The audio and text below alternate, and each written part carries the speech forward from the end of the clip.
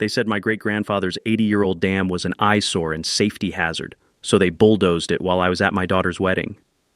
I came home from Autumn's reception to find 80 years of hand-cut limestone blocks reduced to rubble, muddy water rushing wild, and the smell of diesel fumes hanging thick in the evening air. The controlled flow that had protected our neighborhood since 1943, destroyed in 4 hours by a woman who moved here from California 2 years ago. There stood Cordelia Blackthorne on her pristine deck, sipping what looked like champagne, watching raw creek water flood into her own subdivision's storm drains. The HOA notice taped to my mailbox, $12,000 in unpaid infrastructure fees for a dam that existed before her precious neighborhood was even a developer's fever dream. Here's what they don't teach you in HOA president school. Water always wins. And I'm a retired Army Corps engineer who's about to give it some very specific directions. What would you do if petty officials destroyed something your family built with their own hands? Drop a comment with where you're watching from, and tell me your worst HOA horror story. My name's Ezekiel Ironwood, Zeke, to anyone who's earned the right to skip the formalities. Third-generation owner of 15 acres that my grandfather Jeremiah carved out of Missouri wilderness back when men solved problems with dynamite and determination instead of lawyers and homeowners associations. Jeremiah built our dam in 1943 with hand-cut limestone blocks and old-school German engineering. No mortar, just precisely fitted stones that had been holding back seasonal floods for 80 years. Every spring you could hear the gentle trickle of controlled water over those worn stones, smell the wet limestone mixed with wild mint growing along the banks, and feel the smooth texture of rocks polished by decades of patient water flow. I inherited more than property when Jeremiah passed. I got his stubborn streak and 23 years of Army Corps engineering experience. After 3 tours and a medical retirement, I was perfectly content living in our modest farmhouse, watching my daughter Autumn grow up where bullfrogs sang their evening concerts and afternoon sunlight filtered through oak branches like nature's own stained glass. Then the developers came. Willowbrook Estates sprouted around us in 1995 like mushrooms after rain, cookie-cutter houses for people who thought rustic charm was something you bought at Pottery Barn. Our creek became their water feature. Our flood control became their eyesore. Most neighbors were decent folks. But every subdivision needs its queen bee, and ours came with a California driver's license and the social skills of a particularly aggressive wasp. Enter Cordelia Blackthorne, former city planning assistant, current HOA president for 3 terms running, future migraine in designer clothing. She drove a white Tesla that never seemed to pick up road dust, maintained a yard so sterile it could double as a surgical suite, and had perfected the art of smiling while mentally calculating how much your backward local customs were costing her portfolio. The first shot came 2 months after Autumn's engagement. "Mr. Ironwood," she said, standing on my porch in jeans that probably cost more than my disability check, "we need to discuss your property's integration with community standards." Integration?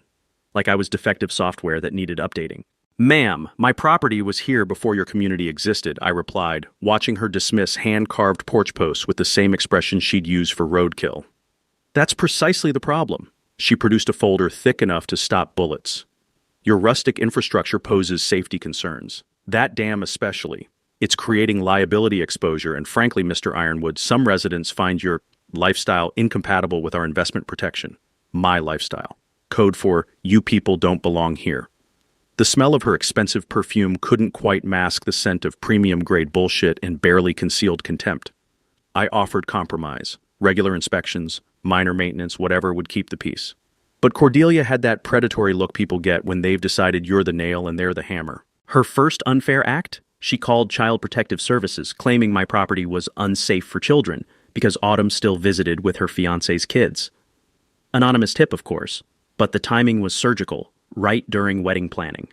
The harassment campaign had begun, and Cordelia had just declared war on 4 generations of my family. But she'd miscalculated one thing about retired military engineers. We don't just build things to last. We build them to survive people exactly like her. 3 weeks after the CPS visit, which thankfully ended with the social worker apologizing for the obvious malicious report, a certified letter arrived that made Cordelia's previous harassment look like amateur hour. $12,000 in retroactive infrastructure fees for my 80-year-old dam. I read the legal gibberish twice, standing in my gravel driveway while the mail truck's diesel exhaust still hung in the morning air like a toxic cloud of bureaucratic bullshit. The rough paper crinkled between my fingers as I processed the sheer audacity. According to HOA consultant Brantley Blackthorne, yes, you caught that last name, my dam was negatively impacting downstream water management systems and required immediate remediation assessment fees. The twisted logic was almost impressive in its audacity. My dam, which had been controlling creek flow since before their subdivision existed, was somehow retroactively responsible for improvements they'd made to handle runoff from houses that shouldn't have been built on a floodplain in the first place. It was like blaming the lighthouse for the rocks. 30 days to pay or face remediation proceedings. Translation: pay up or we'll destroy your family heritage with the enthusiastic efficiency of a toddler with a sledgehammer. But here's where Cordelia made her first big mistake. I'm not just a retired engineer. I'm a paranoid retired engineer who believes in documentation. A quick Google search on Mr. Brantley Blackthorne revealed something my old Army Corps buddies had drilled into me. Always check professional credentials. Turns out this expert was licensed in Texas, but practicing hydrology consulting in Missouri without proper state credentials. Back in my Corps days, we'd seen contractors try this shell game constantly, operate just outside their jurisdiction to avoid oversight and accountability. My sergeant used to say, always verify the license before you trust the expertise, and that advice had just saved me 12 grand and handed me a legal sledgehammer of my own. My counterpunch was swift, surgical, and extremely public. I filed complaints with the Missouri State Licensing Board about unlicensed practice, demanded itemized breakdowns of every alleged improvement the fees were supposed to cover, and requested HOA budget transparency at their monthly meeting, in front of 63 residents who suddenly realized they'd been funding a personal vendetta. The smell of fresh coffee brewing during my late-night research sessions mixed with the satisfaction of watching Cordelia's airtight plan develop its first major leak. A simple license verification had just destroyed months of expensive legal groundwork. Sometimes the most effective weapons are the ones hiding in plain sight. Cordelia's reaction was predictably defensive and spectacularly stupid. She fired off passive-aggressive emails about harassment of professional staff and scheduled an emergency HOA board meeting, conveniently excluding non-residents like me from attendance. Because nothing says we're totally legitimate like secret meetings and defensive tantrums worthy of a reality TV show. But the damage was done and spreading like water through a cracked foundation. Longtime residents like Dalton Greystone, a retired teacher who'd lived here 30 years, started asking uncomfortable questions about why they were suddenly paying emergency assessments to fund legal battles they'd never voted on. Savannah Riverside, a widow on a fixed income, began showing up at my door with her own copies of suspicious HOA invoices and a growing suspicion that she'd been played. The community was fracturing along predictable lines, newer residents clutching their property value fears like life preservers, while old-timers quietly wondered when their neighborhood association had transformed into something that would make organized crime families blush with embarrassment at the amateur hour corruption. Anonymous social media harassment ramped up with the sophistication of middle school bullies armed with fake accounts. Someone was spreading rumors about dangerous veterans and unstable dam infrastructure, the digital equivalent of throwing spaghetti at a wall and praying for marinara sauce to stick. The sound of my boots on gravel as I walked to check my mailbox each morning had become a daily reminder that this was far from over, but now those footsteps carried the confidence of someone who just landed the first real blow in what was shaping up to be a very educational war. Cordelia's response to my licensing board complaint arrived faster than a tax audit on lottery winners. Apparently, nothing motivates HOA presidents quite like public embarrassment in front of people who actually pay their salary. Enter Pemberton and Associates, the kind of aggressive real estate law firm that makes ambulance chasers look dignified by comparison. Their letterhead was thick enough to armor a tank, and their first certified letter hit my mailbox with all the subtlety of a freight train carrying bad news and overpriced legal fees. The new claim?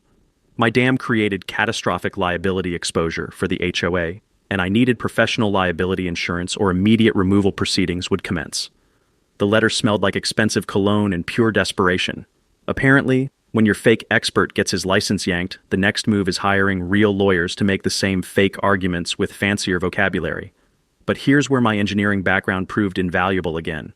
During my Corps days, I'd learned that the most dangerous opponent isn't the one screaming threats, it's the one quietly building a better mousetrap. So while Cordelia was carpet bombing my mailbox with legal intimidation, I was doing what engineers do best: systematic problem solving and meticulous documentation. The pressure campaign escalated with the efficiency of a military operation. Daily certified letters arrived like clockwork, each one ratcheting up the language and compressing the deadlines. County inspectors began materializing at inconvenient hours, always responding to anonymous safety concerns that read like Cordelia's greatest hits album. The local newspaper received a concerned citizen letter about aging infrastructure dangers, written in prose so overwrought it belonged in a soap opera script. Then, while sorting through the legal avalanche one evening, I discovered something that made my coffee taste bitter with irony. The sound of rustling documents had become my evening soundtrack, but one invoice caught my attention like a fire alarm in a library. Cordelia's legal fees weren't coming from her designer purse. They were being funded through emergency assessments levied on every HOA resident, including the very people she claimed to be protecting from my dangerous dam. My neighbor, Dalton Greystone, confirmed the scam when he appeared at my door clutching his assessment notice like evidence of war crimes. "Zeke," he said, his retired teacher's voice shaking with controlled fury, "I've been paying legal fees to destroy your family's dam. When exactly did we vote to fund this woman's personal jihad?" The answer, of course, was never. Cordelia had been operating like a dictator with a homeowners association, using community funds to finance personal vendettas. In my military experience, we had a technical term for officers who abused their authority for personal gain. We called them candidates for court-martial. My counterpunch involved strategic precision that would have made my old commanding officer proud. I contacted Marlo Chen, an environmental law attorney who specialized in water rights and harbored a professional grudge against HOA overreach. I filed Freedom of Information Act requests for every county communication about my property. Most importantly, I began documenting each HOA bylaw violation with the methodical thoroughness of someone building a federal case, because that's exactly what this was becoming. The legal discovery revealed what I'd suspected. The HOA had never properly incorporated authority over pre-existing properties. Cordelia had been issuing orders with all the legal validity of a mall security guard trying to arrest federal agents. Multiple board decisions violated Missouri Sunshine Law requirements, and her emergency assessments had about as much legitimacy as a $3 bill printed on toilet paper. From dealing with military bureaucracy, I'd learned that organizations operating on questionable authority absolutely hate having their power challenged in well-lit public forums by people who've actually read the relevant laws. Community response was swift and deeply satisfying. Dalton started attending every HOA meeting armed with pointed questions about financial transparency. Savannah Riverside, that sweet widow who'd been quietly paying assessments she couldn't afford, began organizing other fixed-income residents who'd suddenly realized they were bankrolling someone else's power trip. Clandestine meetings convened in my kitchen, where the aroma of strong coffee mixed with the quiet determination of people who'd finally recognized they'd been systematically conned. We called ourselves Concerned Residents, but we were really a support group for victims of HOA financial abuse. Cordelia's desperation became obvious when she issued a 48-hour emergency abatement notice, claiming sudden dam inspection had revealed catastrophic structural deficiencies requiring immediate demolition.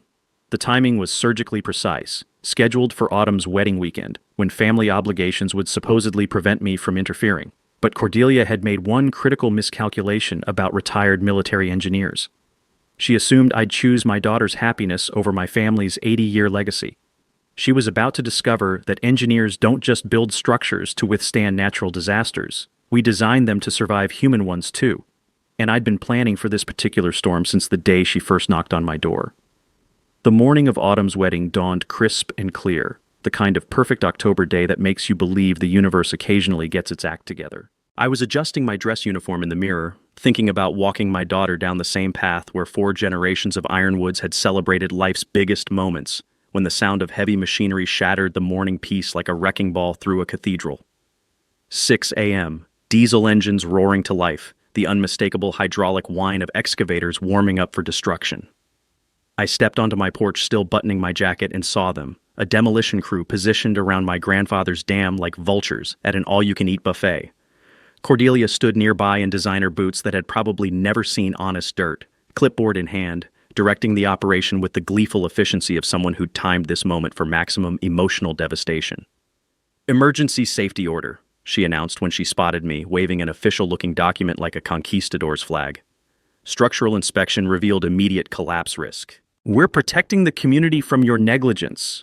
The crew had already positioned their equipment when I approached, my dress shoes crunching on gravel that would soon be mixed with 80 years of family history. The excavator operator looked about as comfortable as a vegetarian at a barbecue festival, probably because destroying someone's heritage while they're dressed for their daughter's wedding tends to make even hardened contractors question their career choices. "Ma'am, I said, keeping my voice level despite rage building like steam pressure in a boiler. I'm going to need to see that emergency order and the inspection report that triggered it. Cordelia's smile had all the warmth of a tax audit. The safety of this community takes precedence over your sentimental attachments, Mr. Ironwood. This structure is a liability we can no longer tolerate. That's when my engineering eye caught something that made my blood pressure spike. Her emergency order had dates that didn't match reality. The inspection supposedly triggering this urgent demolition had been conducted 3 weeks ago, and the work permit she was brandishing like evidence was actually an expired county authorization from an unrelated drainage project 6 months old. My counterpunch was immediate and public. "Folks," I called out to the growing crowd of early arriving wedding guests, "y'all might want to document this. Mrs. Blackthorne is about to commit what appears to be destruction of private property using fraudulent paperwork during a family celebration." But Cordelia had made one spectacular miscalculation in her timing. Today wasn't just my daughter's wedding. It was the day she'd invited 150 witnesses to watch her destroy my family's legacy, including retired Judge Clarence Whitfield and military chaplain Father Benedict Stone, both of whom understood the difference between legal authority and elaborate criminal theater. The first hydraulic claw bit into limestone that had weathered 8 decades of Missouri storms, and the sound was like civilization itself breaking apart. Clear water that had flowed controlled and peaceful since 1943 suddenly rushed wild and unrestrained, carrying away topsoil and decades of careful erosion control like nature's own revenge. Within 2 hours, what had taken my grandfather months to build was reduced to rubble and muddy chaos. The ceremony relocated to the church basement, Autumn's white dress hem stained with creek mud, and 150 wedding guests transformed into very angry witnesses to what looked increasingly like premeditated vandalism disguised as municipal authority. The texture of my daughter's muddy dress between my fingers, as I helped her navigate the chaos, felt like holding evidence of a war crime committed against my family's most sacred moment. But here's what Cordelia's California-bred arrogance hadn't anticipated. Midwestern wedding guests don't passively watch family heritage get bulldozed during celebrations. The entire guest list became instant advocates armed with smartphones, recording every moment of bureaucratic savagery timed for maximum cruelty. Judge Whitfield cornered me during the relocated reception, his weathered face grim with professional outrage. "Zeke, that wasn't a legal demolition. Emergency orders require specific protocols, and what I witnessed was either catastrophic incompetence or deliberate fraud with federal implications." Father Benedict offered something more valuable: connections to investigative journalists who specialized in government overreach stories. "Son," he said, straightening his collar with hands that had blessed soldiers heading into combat, "sometimes evil hides behind paperwork and procedure, but truth has a way of surfacing like water finding cracks in stone." The immediate consequences were swift and deeply poetic. Uncontrolled water flow began flooding HOA common areas within hours, turning their pristine walking trails into muddy disasters that resembled the aftermath of biblical judgment. Local news picked up the wedding day demolition story by evening, complete with video footage of Cordelia directing destruction, while formally dressed guests watched in horrified fascination. Social media exploded with #JusticeForZeke hashtags and darkly humorous commentary about HOA presidents who apparently objected to happiness occurring near functional infrastructure. Several board members quietly developed amnesia about supporting Cordelia's increasingly unhinged leadership style, but the real game changer was hiding among the wedding debris. As we cleaned up the next morning, wind-blown documents from the flooding had scattered across my property, including water-damaged HOA financial records that had literally blown from Cordelia's yard during the chaos her own destruction had unleashed. Those soggy papers contained secrets that would transform this personal vendetta into a federal criminal case. Cordelia had just handed me the ammunition to destroy her completely, gift-wrapped in the consequences of her own cruelty. The smell of diesel exhaust still hung in the morning air as I smoothed out documents that would redirect the flow of justice exactly where it needed to go. The water-damaged documents scattered across my yard looked like confetti from Hell's own victory party. But as I smoothed out the soggy papers on my kitchen table, the same oak surface where 3 generations of Ironwoods had solved family problems, I realized Cordelia's flood had delivered something more valuable than revenge. It had delivered a confession written in her own handwriting. HOA financial records, literally blown from her yard during the chaos, told a story that made her damn obsession suddenly crystal clear. The musty smell of wet paper mixed with the bitter aroma of my morning coffee as I processed what I was seeing. This wasn't about safety, liability, or community standards. This was about covering up theft that would make Bernie Madoff blush with professional admiration. The first document stopped me cold, a bank statement showing the HOA's actual balance, negative $847,000. $847,000 in debt from a beautification project that had somehow transformed the neighborhood budget into a financial black hole deeper than Cordelia's moral compass. But that number was just the warm-up act for the main event. Invoice after invoice revealed payments to Blackthorn Landscaping Solutions, a company that existed only in Cordelia's imagination and bank account. $200,000 for landscaping work that had never been performed, maintenance that had never happened, and consulting fees for expertise that apparently consisted of advanced embezzlement techniques and creative accounting worthy of organized crime. The timeline hit me like cold water in the face. Cordelia had been systematically draining community funds for 2 years, using shell companies and fake invoices with all the subtlety of a bank robbery staged during a marching band parade. When residents started questioning rising assessments and declining services, she needed a distraction spectacular enough to justify emergency expenditures and insurance claims. Enter my grandfather's dam, not as a safety hazard, but as a financial scapegoat. The insurance correspondence made my engineer's brain hurt with its sheer audacity.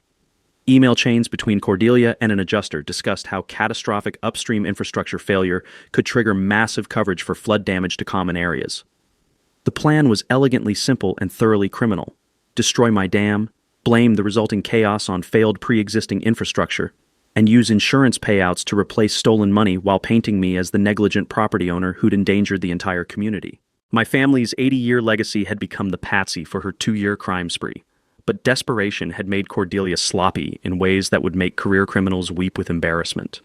Email timestamps showed she'd been planning insurance fraud before the dam destruction, complete with pre-staged photographs of pre-existing damage to areas that would conveniently flood when my creek ran wild. From my military experience with supply chain corruption, I recognized this level of financial manipulation required either spectacular stupidity or pathological confidence in personal invincibility. Cordelia had apparently embraced both philosophies with the enthusiasm of someone who'd never heard of federal prison. The smoking gun was buried in a folder marked Emergency Reserves, bank transfer records showing HOA funds flowing to offshore accounts in the Cayman Islands. Because nothing says legitimate neighborhood association, like international money laundering operations that would impress cartel accountants. Marlo Chen's assessment the next morning was swift and professionally devastating. "Zeke," she said, spreading the evidence across her conference table like evidence from a federal task force. "This isn't simple embezzlement. We're looking at wire fraud, mail fraud, insurance fraud, conspiracy, and money laundering. Federal prosecutors will be fighting over who gets to try this case." The power dynamic had just executed a complete reversal that would have impressed military strategists. I wasn't defending my property against HOA overreach.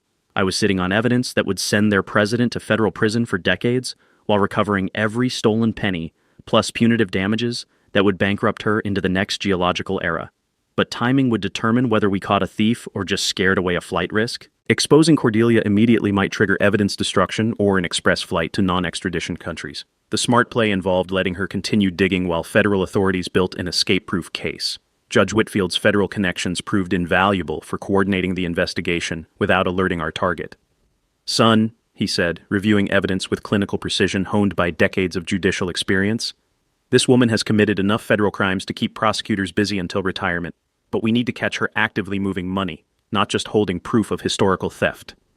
The irony was delicious enough to serve at state dinners. Cordelia had destroyed my family's heritage to cover up stealing from the very neighbors she'd convinced to fund her legal war against me. Those same people would soon have front row seats to watching their trusted leader get arrested for robbing them systematically and creatively. Father Benedict captured the moment perfectly during our next kitchen strategy session. "Evil has a tendency to consume itself, Zeke. Our responsibility is ensuring the community gets an unobstructed view of the consequences." My kitchen table had transformed into a war room that would have impressed Pentagon strategists, covered with evidence folders, legal documents, and enough coffee cups to caffeinate a small army. The smell of fresh brewing mixed with the satisfaction of watching a plan come together with the precision of Swiss clockwork operated by very angry engineers. The team assembled around that oak table represented everything Cordelia had catastrophically underestimated about small-town networks and military precision planning. Marlo Chen brought environmental law expertise and a personal vendetta against HOA corruption that burned hotter than asphalt in August. Judge Clarence Whitfield contributed federal connections and 4 decades of legal strategy refined by watching criminals who thought they were smarter than the Constitution.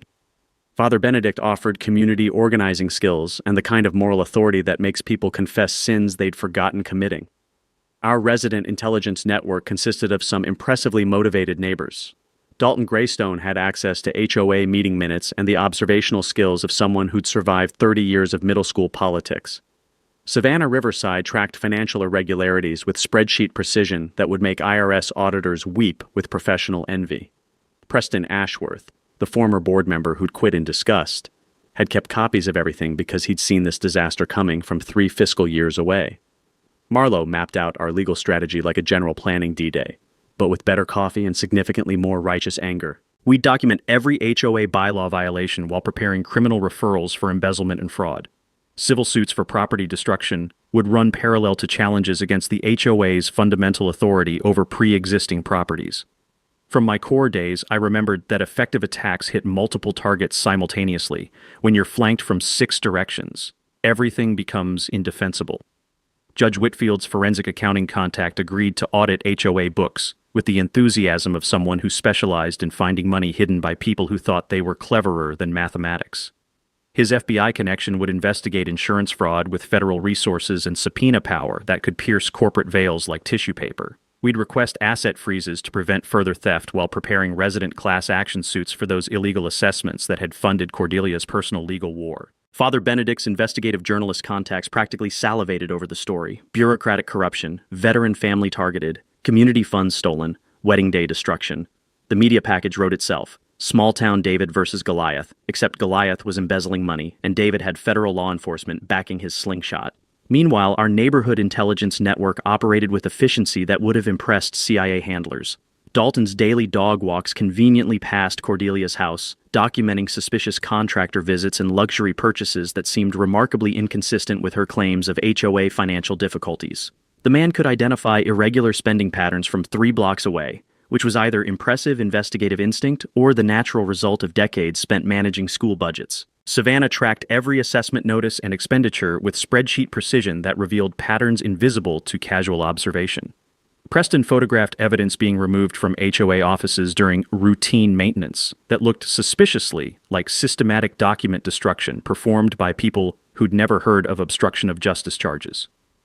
We organized like a neighborhood watch program crossed with a federal task force, sharing intelligence through encrypted group texts and weekly coffee meetings that appeared completely innocent to outside observers. The beauty of small-town operations: nobody suspects the church ladies and retired teachers of conducting sophisticated financial investigations.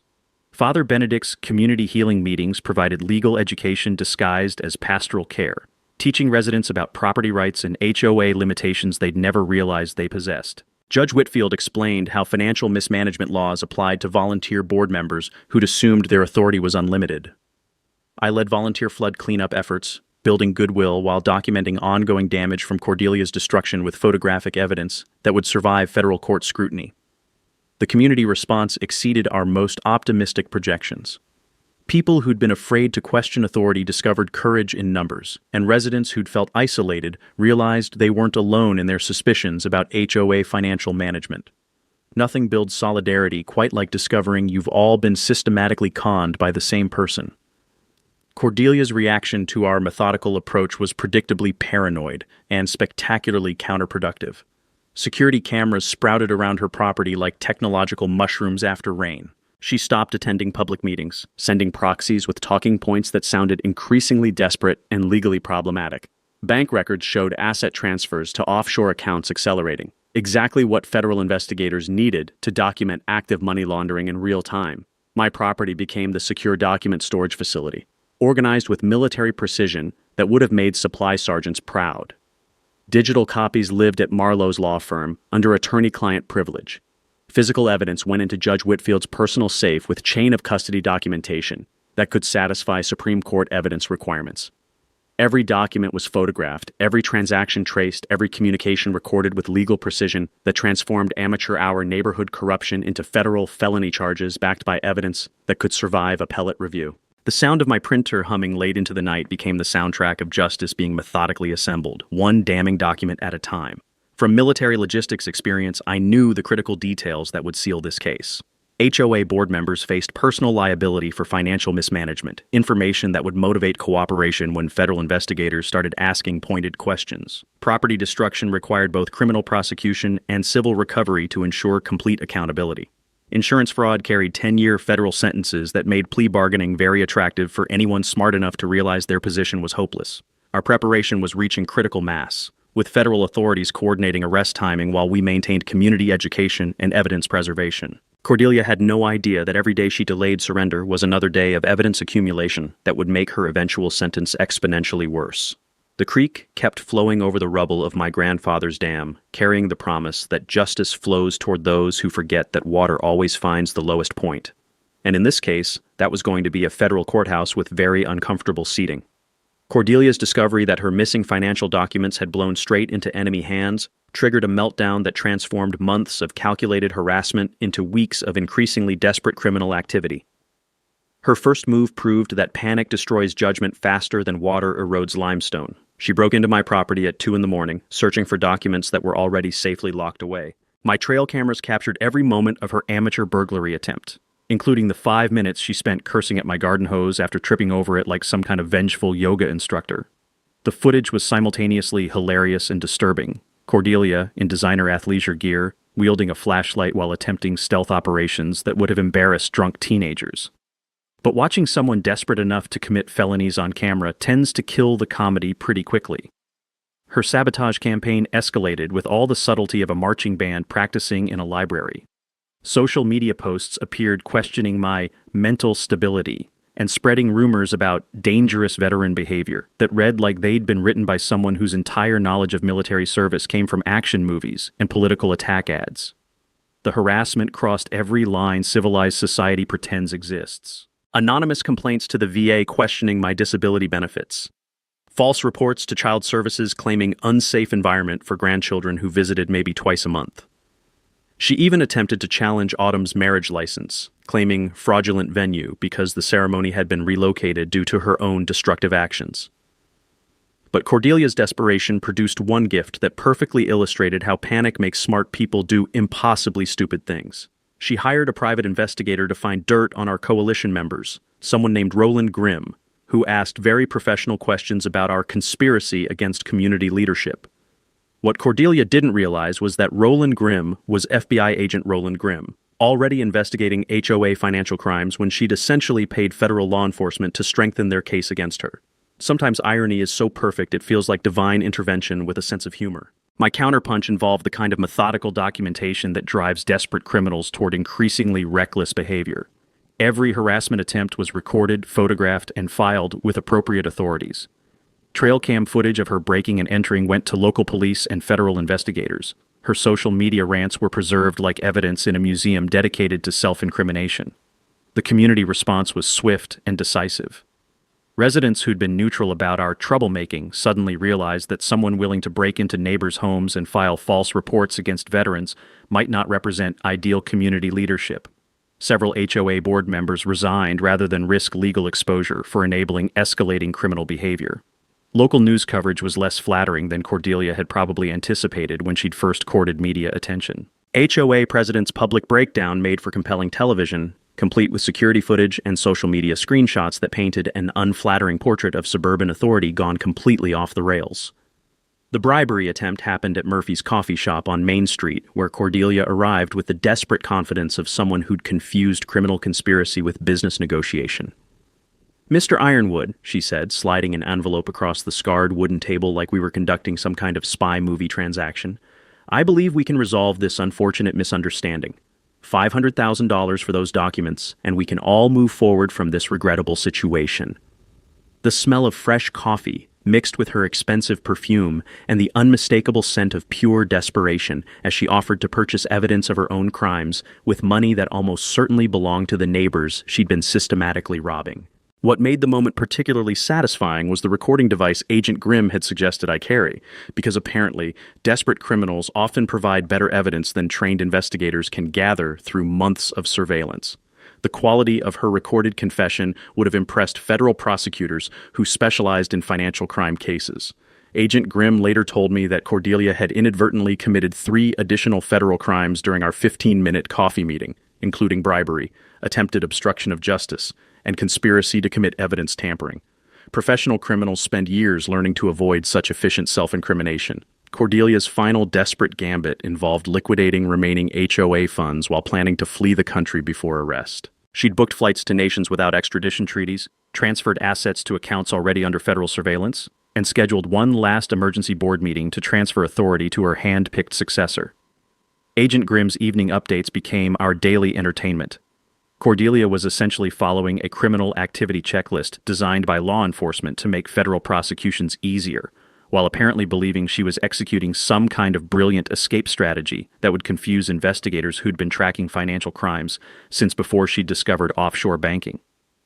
The sound of my phone buzzing with intelligence updates had become as regular as evening news broadcasts, except significantly more entertaining and featuring much better character development.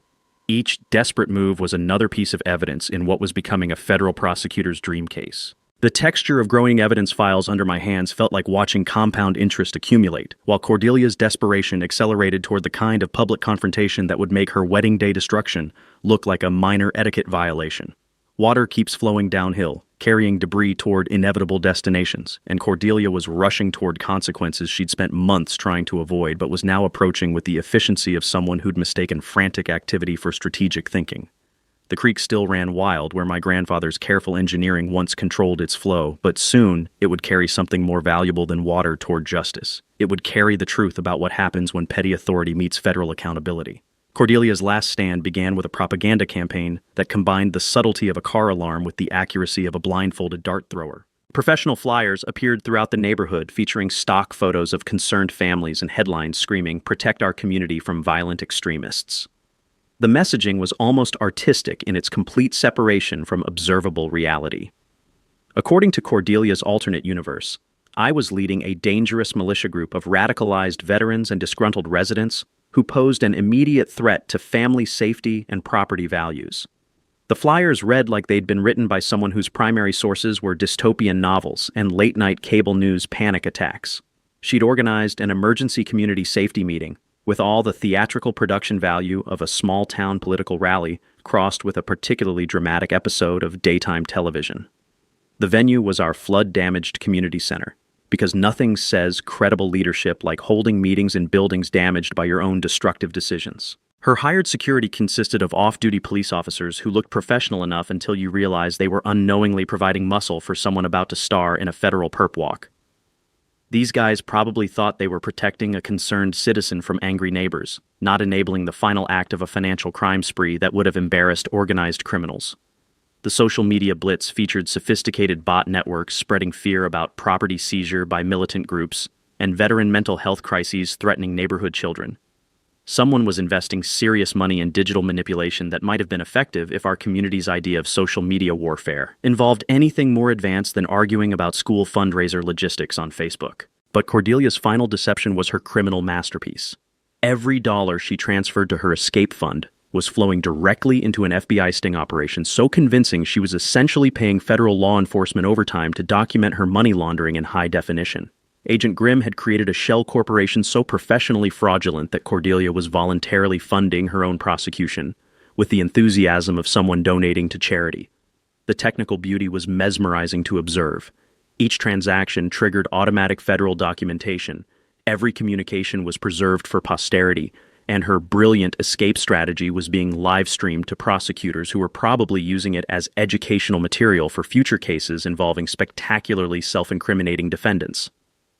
Meanwhile, our coalition's preparation proceeded with the quiet efficiency of people who'd learned that the best revenge is competently executed justice. FBI agents positioned themselves throughout the community disguised as concerned residents who'd coincidentally decided to attend a neighborhood meeting while carrying federal arrest warrants, and probably wondering if all small-town criminals were this cooperative.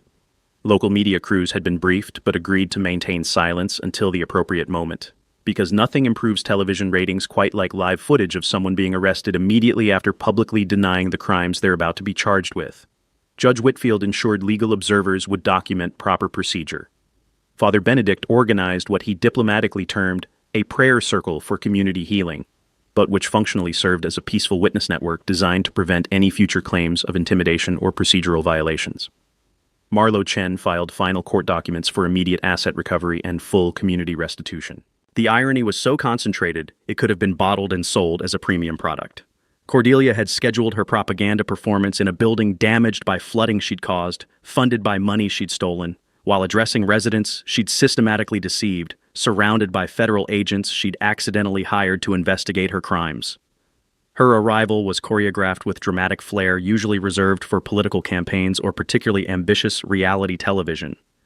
She emerged from a rented Bentley, almost certainly financed with embezzled community funds, wearing an outfit that projected authority she'd never legally possessed, and confidence that would have been inspiring if it hadn't been so completely misplaced. The private security detail looked impressively professional until you considered they were essentially escorting their client to her own arrest ceremony. These officers had no idea they were providing protective services for someone whose evening plans included federal custody and a very uncomfortable conversation about constitutional rights. Cordelia's prepared speech focused on protecting community investment from dangerous elements and maintaining property values against extremist threats. She planned to deliver this performance while standing on a stage surrounded by water damage caused by her own vandalism, denouncing people whose money she'd stolen, while federal agents she'd unknowingly funded took notes for her criminal trial.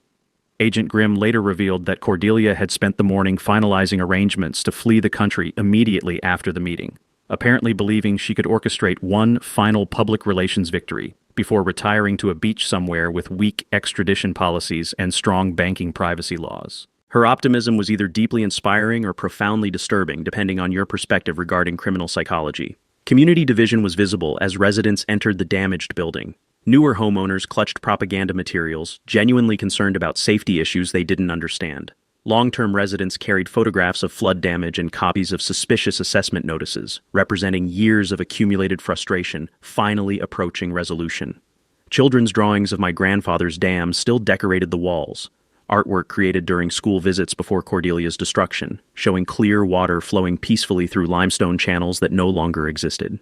The contrast between innocent memories and present chaos provided visual testimony to what her community improvement efforts had actually accomplished. The smell of mildew from uncontrolled flooding mixed with nervous anticipation as people filled folding chairs arranged for what would become a live demonstration of how federal justice handles small-town financial crimes. Sometimes the universe provides entertainment so perfectly scripted, it feels like divine comedy written by someone with access to surveillance footage and a particularly dark sense of humor. The Willowbrook Community Center had never hosted anything quite like Cordelia's final performance. 200 residents packed into a space that smelled like mildew and broken dreams, while camera crews positioned equipment with the practiced efficiency of people who specialized in documenting spectacular public failures. Cordelia made her entrance with the confidence of someone who'd confused delusion with strategy, flanked by security guards who looked increasingly uncomfortable as they noticed the unusual number of concerned residents wearing suits and speaking into concealed microphones. Her designer outfit projected authority she'd never possessed, funded by money she'd never earned, for a community she'd systematically betrayed. The PowerPoint presentation was a masterpiece of projection and misdirection. Slide after slide depicted dangerous veterans and property value threats while completely ignoring the water stains covering the walls around her, visual evidence of the flooding her own actions had caused. She spoke about financial responsibility, while federal agents she'd unknowingly hired sat in the audience taking notes on crimes she was about to confess to on live television. "Ladies and gentlemen," Cordelia began, her voice carrying the practiced authority of someone who'd spent years convincing people that theft was community improvement. "We face an unprecedented threat to our neighborhood's safety and investment security. Extremist elements have infiltrated our community, spreading dangerous lies about our financial management while threatening the very foundations of property value protection." The audience reaction split along predictable lines. Newer residents clutched their propaganda flyers, nodding along with rhetoric that painted their neighbors as domestic terrorists. Long-term residents sat quietly, many holding photographs of flood damage and copies of the assessment notices that had funded this elaborate charade. My coalition occupied the front row with the calm confidence of people who'd spent weeks preparing for this moment. Dalton, Savannah, and Preston sat like poker players holding royal flushes, waiting for the right moment to reveal their cards. Judge Whitfield observed from the side, taking notes with the methodical precision of someone documenting evidence for future legal proceedings. Cordelia's fatal mistake came 20 minutes into her presentation. when overconfidence transformed careful lies into brazen admissions. I personally authorized the removal of that dangerous dam structure, she declared, gesturing dramatically towards slides showing my property. Because community safety takes precedence over sentimental attachments to outdated infrastructure. The admission of destruction of private property was recorded by multiple cameras and witnessed by 200 residents. But Cordelia was just getting started with her self-incrimination tour. The HOA exercises full authority over all neighborhood properties, she continued, apparently forgetting that half her audience consisted of people whose property predated her organization by decades. And we will take whatever legal action necessary to protect our community from troublemakers who spread lies about our financial management. That's when I stood up, approaching the microphone with the unhurried pace of someone who'd been waiting months for this exact moment. "Mrs. Blackthorne," I said, my voice carrying clearly through the damaged room. "Thank you for confessing to destruction of private property on camera and in front of 200 witnesses. Now let's talk about something really interesting, like the $847,000 in HOA debt you've been hiding from these residents." The silence that followed was so complete you could have heard a pin drop in the next county. "And the $200,000 you've stolen from your neighbors' pockets through fake invoices to shell companies you control," I continued, pulling out the water-damaged documents that had started this entire investigation. "Should we discuss that on camera, or would you prefer to wait for the federal agents to read you your rights?" Cordelia's face went through a color transition that would have impressed chameleons as the implications hit her like a freight train carrying federal arrest warrants. "Those are lies," she screamed, abandoning all pretense of dignity. "Stop spreading malicious falsehoods. Security. Remove these troublemakers." But her security detail had noticed something she'd missed. The unusually large number of residents displaying federal badges and looking very interested in her response to accusations of financial crimes. Agent Grimm stepped forward with the casual confidence of someone who'd been waiting all evening for his cue. "Mrs. Cordelia Blackthorne, you're under arrest for wire fraud, mail fraud, money laundering, embezzlement, and conspiracy to commit insurance fraud."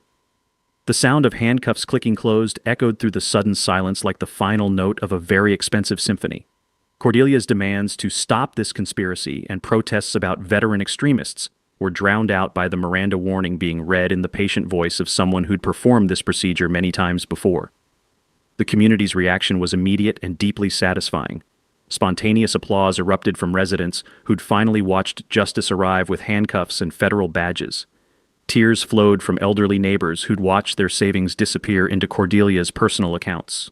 Children asked parents why the mean lady was crying, while police officers explained constitutional rights. Local news cameras captured every moment as Cordelia was escorted from the building she'd damaged, past residents she'd stolen from, toward a federal courthouse where financial crimes were treated with the seriousness they deserved. The live stream went viral within minutes, with hashtags trending that would have embarrassed anyone with functioning shame receptors. National media picked up the story by morning. HOA president arrested during community meeting for massive embezzlement scheme, complete with footage of someone being arrested immediately after publicly denying the crimes she was charged with committing.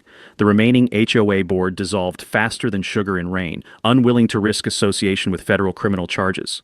Community members voted unanimously to create a resident-controlled neighborhood association based on transparency, accountability, and the revolutionary concept that stealing from your neighbors was morally and legally problematic. Agent Grimm later told me that Cordelia had managed to commit 3 additional federal crimes during her final speech, including perjury, obstruction of justice, and making false statements to federal officers who'd identified themselves before the meeting began. The creek outside still ran wild where my grandfather's engineering once controlled its flow. But inside that damaged building, justice had finally found its proper course, towards someone who'd forgotten that water always seeks the lowest point, and federal courtrooms tend to be very low indeed. Justice moved swiftly once federal prosecutors had Cordelia's recorded confessions, documented money transfers, and enough evidence to fill a small library dedicated to creative financial crimes. She pled guilty to avoid a 15-year sentence that would have made her eligible for Social Security upon release, receiving 5 years in federal prison, complete asset forfeiture, and a restitution order that would follow her, like a particularly persistent creditor, for the rest of her natural life. The $2.1 million recovery exceeded even our most optimistic projections. Apparently, Cordelia had been more thorough in her theft than anyone realized, including offshore accounts that federal investigators traced with the enthusiasm of treasure hunters armed with subpoena power. Every stolen dollar returned to the community, plus punitive damages that transformed our neighborhood association from bankrupt to better funded than most small-town governments. My personal settlement for property destruction and emotional damages came to $500,000, which felt less like compensation and more like cosmic irony with a very expensive price tag. But money couldn't rebuild 80 years of family heritage. That would require something more valuable than cash.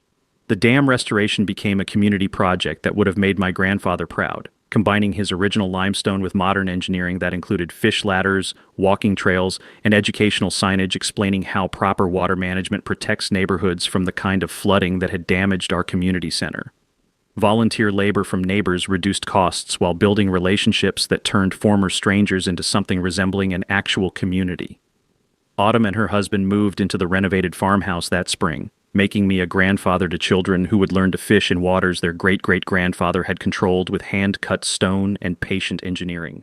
The sound of young voices echoing across water that flowed clean and controlled felt like the best possible ending to a story that had started with destruction and spite.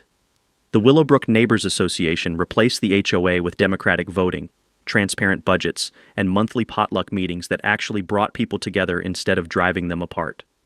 Property values increased when potential buyers realized they could purchase homes in a community run by residents instead of aspiring dictators with access to legal fees and offshore banking.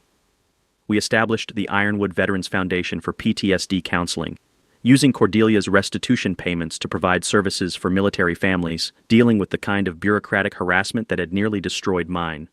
The irony of using her stolen money to help veterans she'd tried to demonize felt like justice, with a sense of humor that appreciated long-term planning. The Willowbrook Environmental Education Center opened near the restored dam, where local schools bring children to learn about water management, community cooperation, and why financial transparency matters in democratic institutions. Teacher-led field trips include hands-on lessons about engineering, environmental protection, and how ordinary citizens can fight corruption when they work together with proper documentation and federal assistance. Our annual Freedom from HOA festival celebrates community independence with food trucks, live music, and educational booths about legal rights that most homeowners never realize they possess. Local attorneys provide free consultations about association bylaws, state oversight requirements, and when HOA authority crosses into criminal territory that requires federal attention. The Scholarship Fund helps young veterans pursue education in engineering, law, and public administration, fields where understanding how systems work prevents the kind of abuse that Cordelia had practiced with such spectacular criminal creativity. Recipients learn that the best defense against corruption is citizens who understand their rights and aren't afraid to document violations with legal precision. Father Benedict's community organizing efforts spread beyond our neighborhood, helping other subdivisions identify financial irregularities and challenge illegal assessments. His network of pastoral care meetings provided cover for legal education that transformed confused homeowners into informed citizens capable of asking uncomfortable questions about budget transparency and fiduciary responsibility. Judge Whitfield became our unofficial legal advisor, teaching residents about sunshine laws, financial oversight requirements, and how to request the kind of documentation that makes embezzlement difficult to hide from federal investigators. His monthly workshops attracted audiences from surrounding counties who'd heard about our successful resistance to HOA overreach.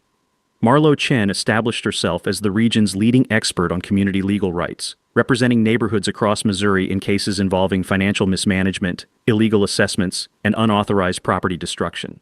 Her success rate attracted national attention to legal strategies that had transformed our local victory into a template for fighting suburban corruption. The ripple effects exceeded anything we'd anticipated when this started as a fight to save one family's dam. Missouri legislature passed HOA reform requiring independent financial audits, sunshine law compliance, and criminal background checks for board members. Other states began investigating their own association oversight requirements after seeing how easily financial crimes could hide behind community improvement rhetoric. The FBI created a task force specifically for HOA financial crimes, using our case as a training example for investigators who'd previously treated neighborhood disputes as civil matters rather than potential federal crimes involving wire fraud, money laundering, and conspiracy charges that carried serious prison sentences. The final scene played out exactly where it should have, at the restored dam where 4 generations of my family had celebrated life's important moments. Autumn's first anniversary renewal ceremony brought together everyone who'd helped transform personal vindication into community healing, with clear water flowing over new limestone that incorporated stones from my grandfather's original engineering. Judge Whitfield performed the renewal ceremony while Father Benedict blessed water that flowed controlled and purposeful toward neighborhoods protected by proper engineering and transparent governance. Children who'd drawn pictures of the destroyed dam now played along banks where environmental education merged with family legacy in ways that felt like the future my grandfather had envisioned when he'd first placed stone upon stone with patient precision. Sometimes the best revenge isn't getting even. It's building something better than what they tried to destroy. Standing up to bullies doesn't just save your own property when you do it right. It saves entire communities from people who mistake authority for permission to steal from their neighbors. Share your own HOA horror story in the comments. You might help someone else fighting similar battles against financial corruption disguised as community improvement. Subscribe for more stories about ordinary people defeating corrupt systems, because justice isn't just for lawyers and politicians. It's for anyone willing to document evidence and demand accountability from people who've confused elected positions with criminal opportunities. Next week, the city council that tried to seize a family farm for a shopping mall development, and how one stubborn farmer used a 200-year-old property law to turn eminent domain proceedings into a federal investigation of municipal corruption that reached all the way to the state capitol. The creek flows clear over restored stone, carrying promises that water always finds its proper course when good people refuse to let corruption dam the flow of justice toward where it belongs.